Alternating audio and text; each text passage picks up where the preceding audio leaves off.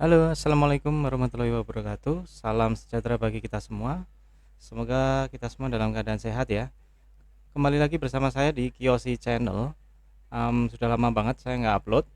Kesempatan pada hari ini saya mau upload untuk laporan umur piutang ya. Sebelum kita lanjutkan, seperti biasa jangan lupa like, subscribe, dan share ya, biar saya lebih semangat lagi untuk buat video-video selanjutnya. Oke, langsung aja kita bicara mengenai laporan umur piutang ya.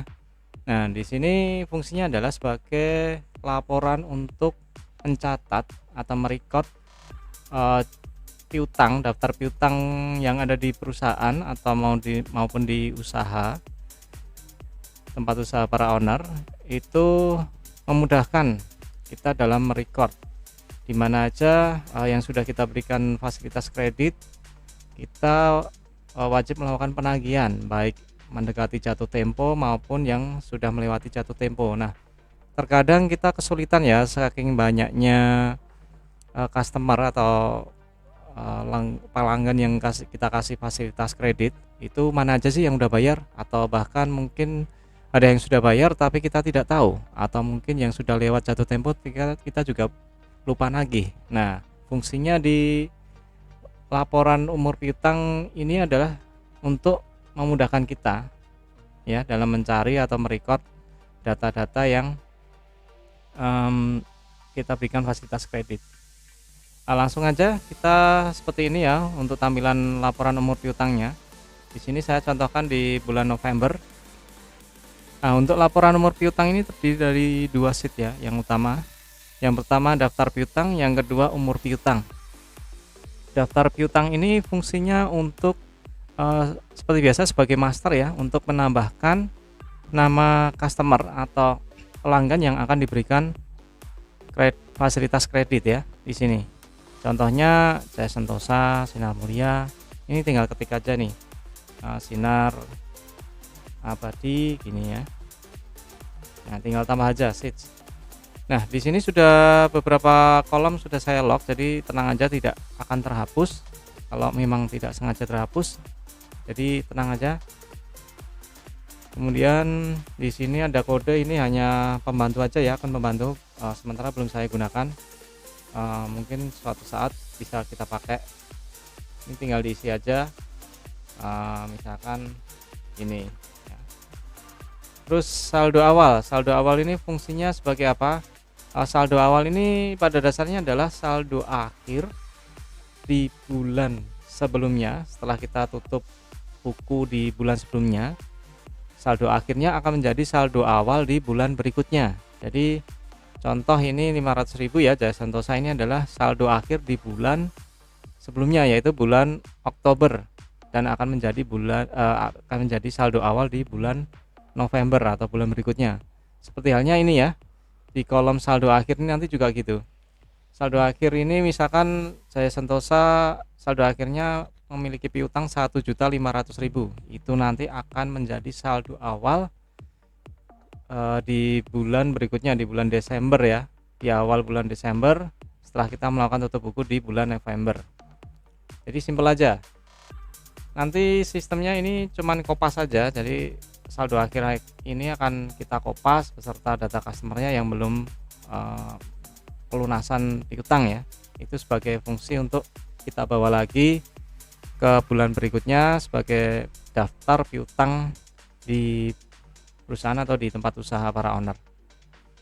Nah, ini simpel aja. Ini misalkan kita tambahkan saldo awal 100.000 gitu, 1 juta, otomatis akan bertambah. Dan di sini adalah total dari saldo awal dan total dari saldo akhir. Ini simpel. Jadi kalau teman-teman mau menambahkan data customer baru ya di sini. Terus misalkan ternyata data customer baru tersebut sudah memiliki piutang sebelumnya, ya tinggal tambahkan di sini aja. Simpel. Gitu ya. Di sini kurang lebih 1000 sheet, jadi 1000 baris. Jadi cukuplah untuk teman-teman dipakai. Lalu kita lanjut ke sheet umur piutang. Nah, di sini laporan umur piutang intinya ya di sheet umur piutang ini. Ini fungsinya adalah sebagai pencatatan transaksi harian atau daily ya, si bulan berjalan. Contoh ini di bulan November.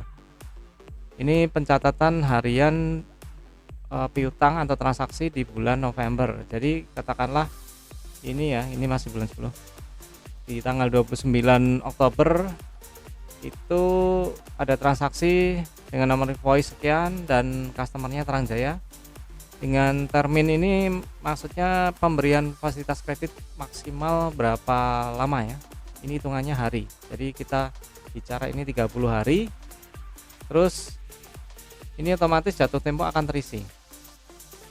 Jadi kalau ini kita ganti 40 hari, maka akan otomatis berubah gitu ya. Terus ini nilai invoice, nah, bisa diisi secara manual berapapun sesuai dengan transaksinya. Terus ini tanggal bayar, misalkan di tanggal 23 bulan 4 2022 ada pembayaran sebesar berapa, 2.500.000. Nah maka dari nilai invoice sekian 10 juta dengan pembayaran 2.500.000, maka akan masih memiliki kekurangan 7.500.000. Nah karena ini umur piutangnya sudah 36 hari melewati terminnya, yaitu jatuh tempo 30 hari, jatuh tempo di tanggal 28 bulan 11, maka ini statusnya menjadi merah atau lewat. Terus otomatis sisa dari piutangnya akan masuk di kolom umur piutang 31 sampai 60 hari. Ya. Jadi istimewa di sini adalah status ini ya, status piutangnya ya. Dari umur piutangnya itu ada status belum gitu, belum itu artinya adalah belum jatuh tempo. Jadi contoh ini 30 hari terminnya, ini baru umur 3 hari, jadi statusnya belum. Kemudian yang kedua normal. Nah normal kuning ini adalah umur piutang jatuhnya pas dengan tanggal jatuh tempo. Di sini umur piutang 31 hari, terminnya 31 hari, pas banget dengan jatuh temponya, ini normal.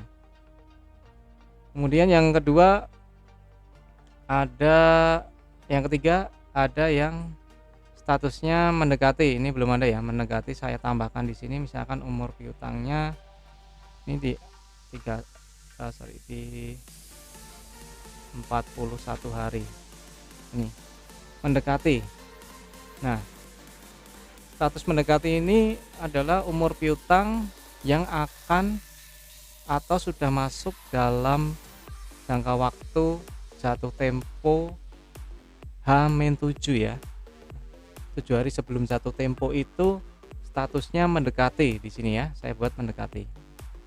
Jadi misalkan ini 41 hari, ini udah umur piutang 36 hari, masuk 5 hari lagi ya. Ini sudah statusnya mendekati. Nanti kalau melewati umur piutangnya gimana ya, akan otomatis berubah. Misalkan kita kasih termin 35 hari, nah kan selisih sehari sudah statusnya lewat jatuh tempo. Kalau kita samakan akan statusnya normal ya. Jadi istimewanya di sini.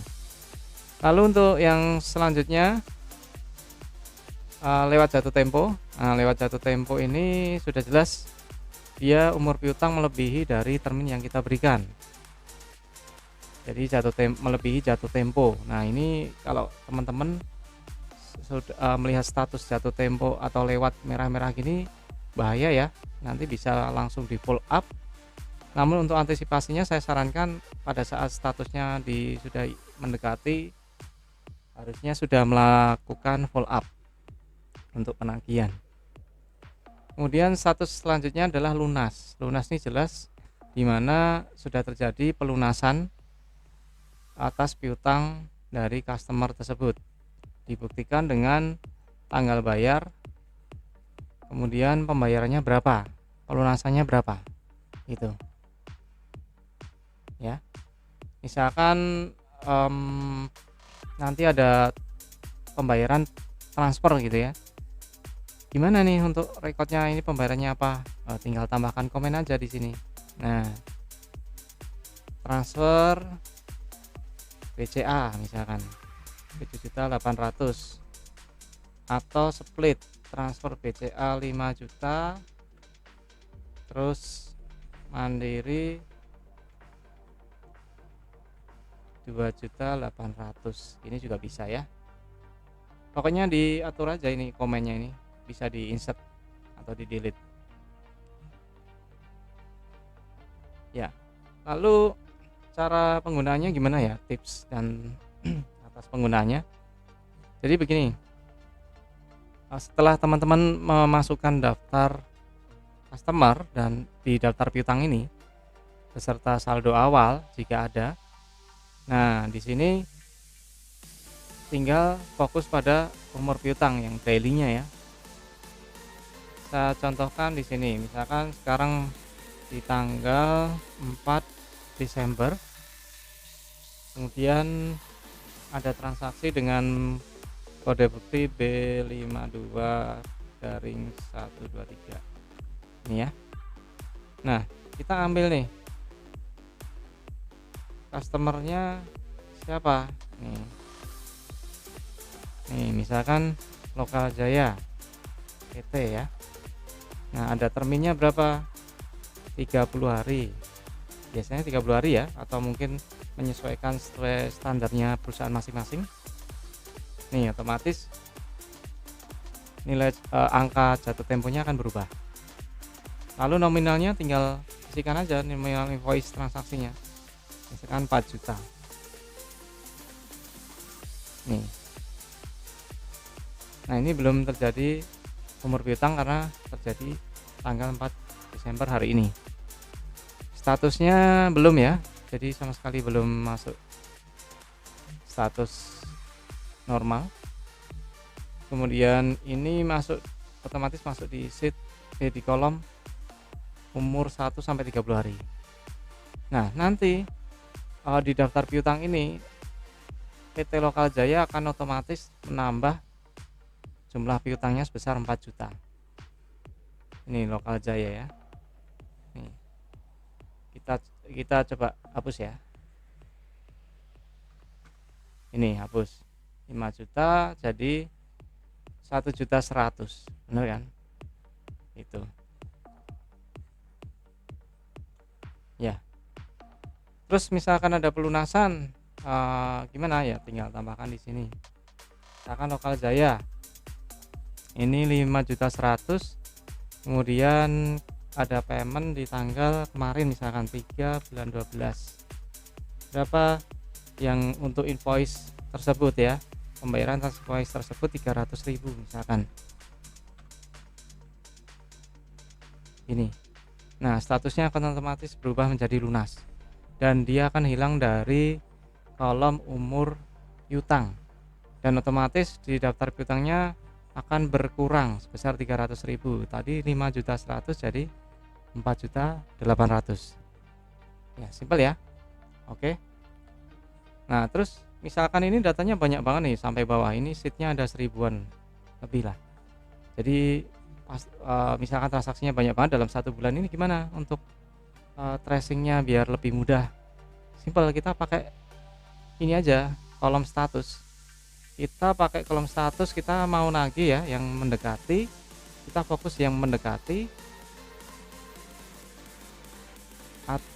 dan yang lewat gitu. Ini kebetulan mendekati belum ada, ini saya buat dulu ya. Mendekati belum ada.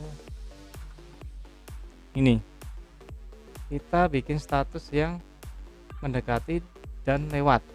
Ini yang harus kita follow up. Hati-hati ya, misalkan per tanggal 4 sekarang saya mau follow up nih, mana aja yang statusnya mendekati dan lewat. Jadi setiap hari kalian bisa pantau nih. Nah, ternyata yang lewat banyak banget nih ya, banyak banget. Yang mendekati juga ada nih. Nah, setelah di filter statusnya, tinggal filter customernya aja. Ini mau yang mana dulu nih yang mau di follow up gitu. Yang mau di follow up katakanlah ini ya, Sinar Mulia yang punya lebih dari 1 transaksi contohnya nih. Nah, ini yang satu transaksinya sudah umur piutangnya 36 hari, yang kedua 32 hari.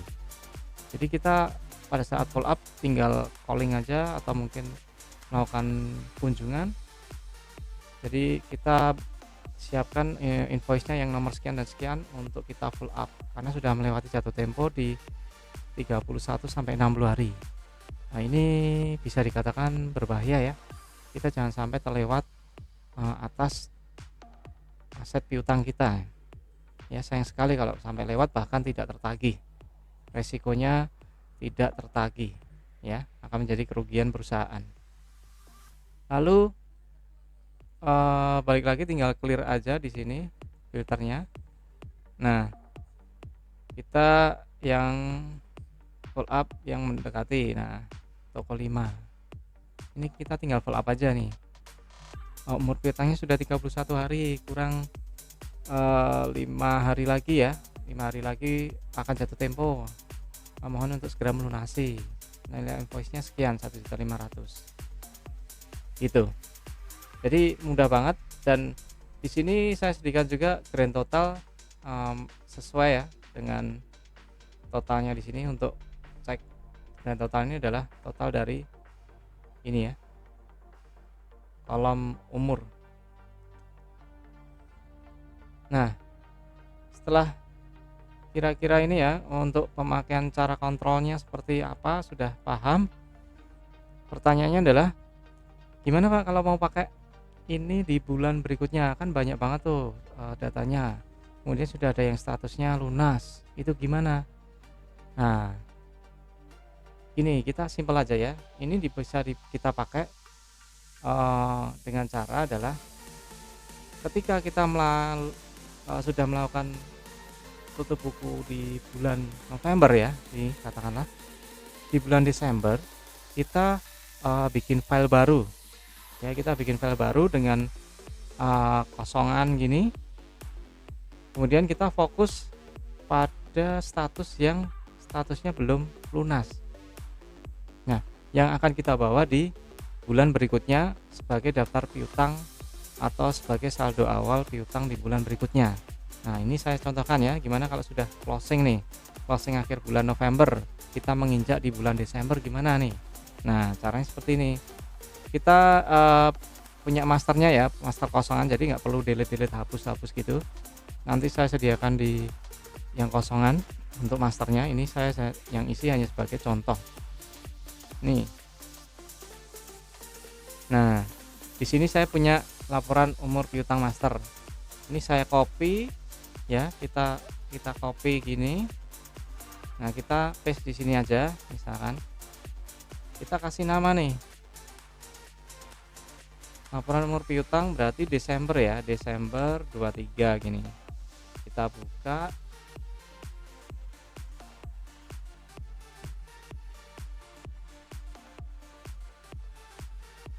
Nah, jadi gini, ini masternya ya, kosongannya. Jadi yang master ini jangan diisi, cukup di copy aja, di copy paste aja sebagai master kosong.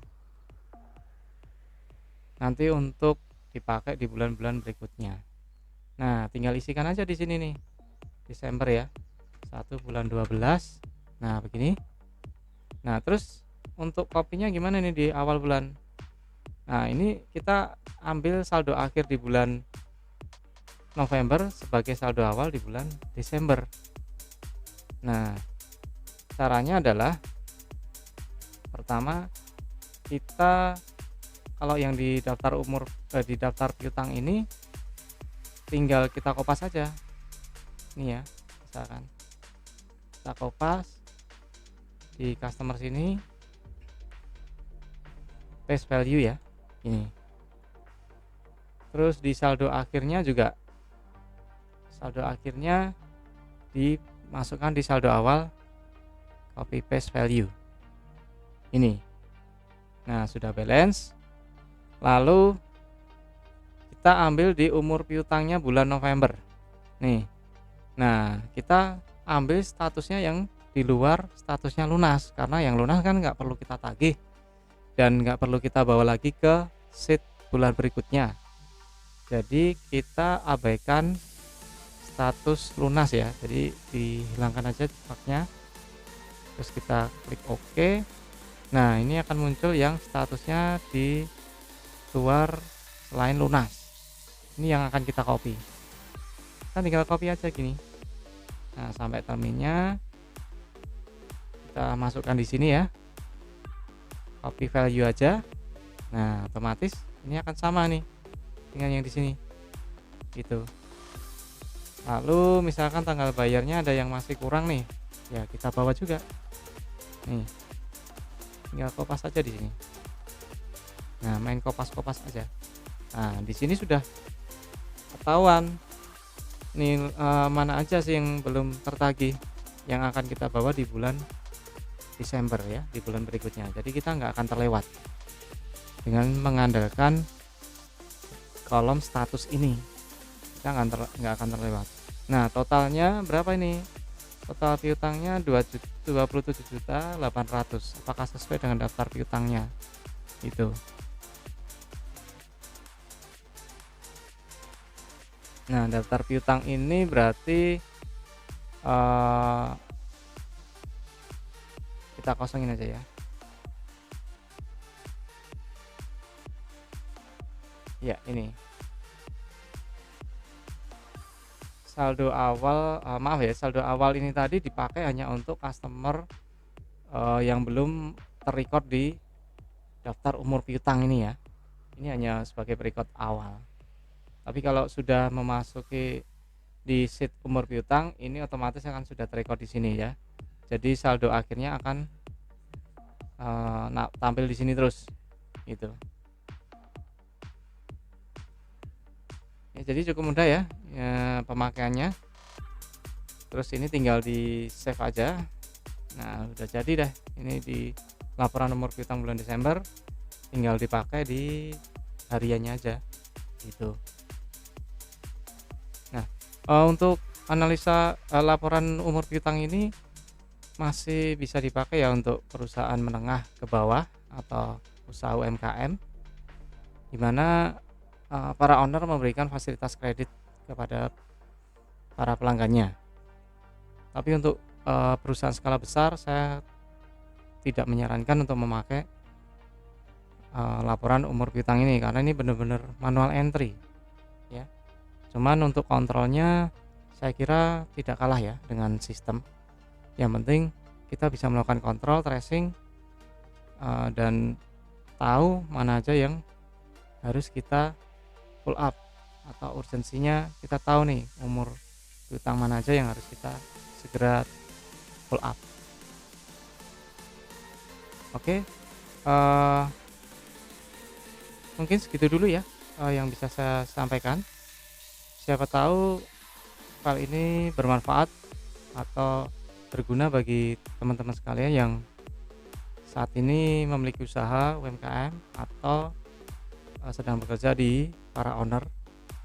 Mungkin ini bisa dipakai untuk memudahkan. Sekali lagi mohon maaf bila ada kekurangan atau kesalahan dalam penyampaian saya. Mudah-mudahan kita diberikan kesehatan, umur panjang, dan kelancaran rezeki. Mungkin untuk bisa komen di kolom komentar ya, kira-kira mau kebutuhan apa aja sih yang mau dibikin gitu ya. Saya coba mungkin akan coba buatkan ya. Jadi silahkan komen, dan jangan lupa like, subscribe, dan share. Terima kasih atas waktunya. Mungkin sampai jumpa di lain kesempatan ya. Assalamualaikum warahmatullahi wabarakatuh.